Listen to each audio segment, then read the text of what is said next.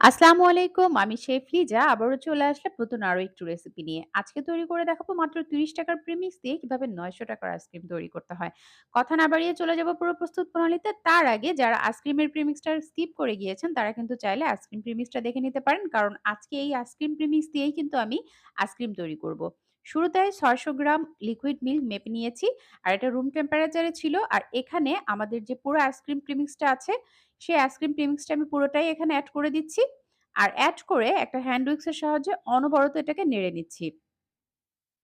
খুব ভালোভাবে নেড়ে নিয়ে একটা হাঁড়ির মধ্যে এটাকে ট্রান্সফার করে মিডিয়াম টু লো আঁচে ঠিক হওয়া পর্যন্ত আমি এটাকে রান্না করে নিয়েছি।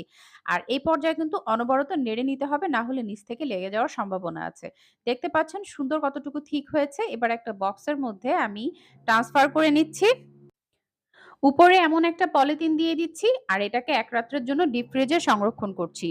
পরের দিন আমি এটাকে একটা বোলের মধ্যে ট্রান্সফার করে নিচ্ছি আর দেখতে পাচ্ছেন কত সুন্দর বরফ হয়ে গিয়েছে। একটা স্প্যাটুলার সাহায্যে বরফটাকে ভেঙে দিয়ে এবার আমি বিট মেশিং দিয়ে এটাকে বিট করে নিচ্ছি। বিট মেশিং দিয়ে এটাকে খুব ভালোভাবে বিট করে নিতে হবে আর আইসটা ভেঙে দিতে হবে। হাই স্পিডে আমি এটাকে বিট করে সাইডে রাখছি। আর এদিকে ১ কাপ পরিমাণ হুইপ ক্রিম আমি মেপে নিয়েছি আর এটাকেও ঠিক ফোমি টেক্সচার আসা পর্যন্ত বিট করে নিচ্ছি। বিট করা হয়ে গিয়েছে। দেখতে পাচ্ছেন কত সুন্দর ফোমি একটা টেক্সচার এসেছে। এবার এটাকে আমি আইসক্রিমের মধ্যে ট্রান্সফার করে নিচ্ছি। পুনরায় আমি এটাকে হাই স্পিডে বিট করছি। বিট করা হয়ে গেলে আমি ২ টাকে ডিভাইড করে সমানভাবে ডিভাইড করে নিয়েছি। আর দেখতে পাচ্ছেন কত সুন্দর একটা টেক্সচার এসেছে। আমি আজকে অরেঞ্জ ফ্লেভারের করেছি, তাই আমি এখানে ১ চা চামচ অরেঞ্জ ইমালশন দিয়েছি আর কয়েক ড্রপ ফুড কালার এড করেছি। ফুড কালার চাইলে স্কিপ করতে পারেন। আর এখানে কিন্তু বলে রাখি আপনারা যেকোনো ধরনের ফ্লেভার এড করতে পারেন। আমি আজকে অরেঞ্জ করেছি। আপনারা কিন্তু চাইলে ম্যাঙ্গো, ব্লুবেরি যেকোনো ধরনের ফ্লেভার এড করতে পারেন। আর এই পর্যায়ে আমার আইসক্রিমটা কিন্তু হয়ে গিয়েছে। একটা বক্সের মধ্যে আমি এটাকে ট্রান্সফার করে নিচ্ছি। আর উপর থেকে কিছু সুগার বল দিয়ে দিচ্ছি। আর এটা কিন্তু অপশনাল। আপনারা চাইলে কিন্তু এটাকে স্কিপ করতে পারেন। আমি শুধু দেখার সৌন্দর্যের জন্যই উপরে এটা দিয়েছি। এবার এটাকে ডিপ ফ্রিজে রাখছি আর সাইডে রাখা বাকি আইসক্রিমটুকু নিয়ে নিচ্ছি।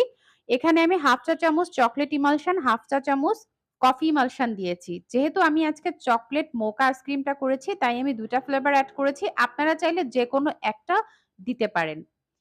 স্প্যাচুলার সাহায্যে এটাকে পুনরায় আমি একটু মিশায় নিচ্ছি। আর এবার আমি এটাকে বিট ম্যাশিং দিয়ে খুব ভালোভাবে বিট করে নিচ্ছি। আমি কিন্তু এখানে এক্সট্রা কোনো কালার ব্যবহার করিনি। দেখতে পাচ্ছেন কত সুন্দর একটা কালারও এসেছে এবং কত সুন্দর হয়েছে দেখতে। এবার এটাকেও আমি একটা বাটির মধ্যে ট্রান্সফার করে নিচ্ছি।